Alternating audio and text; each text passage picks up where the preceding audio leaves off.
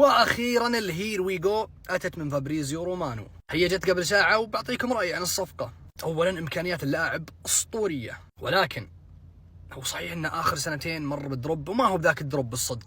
كان يسجل اخر سنتين ويصنع، بس ما هو بنفس مستواه قبل 3-4 سنوات. ولكن اللاعب عمره 30 سنه وبكامل لياقته ومستدعى لكاس العالم الاخير مع انجلترا، وبيعيد اكتشاف نفسه مع نادي الهلال، اعظم نادي في تاريخ اسيا. هذا هو رايي باختصار. اللاعب قبل سنتين ما هو يعني اخر سنتين كان ما هو بذاك الزود، لكن ما هو بسيء.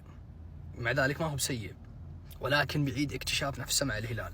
وأولى مباريات واتكنز بتكون من أمام النادي الأهلي يوم 1 سبتمبر. جمهور الأهلي يشوفوا من الأيام هذه بعد فوزهم الأخير يقولون هاتوا الهلالي ومن مدري إيش ومن ذا الكلام. جمهور الأهلي حبايب قلبي وأخواني وأصدقائي، لكن السفاح جايكم، المحارب جايكم. ويل للأهلي وجمهور الأهلي من شر أولي واتكنز. السلام عليكم.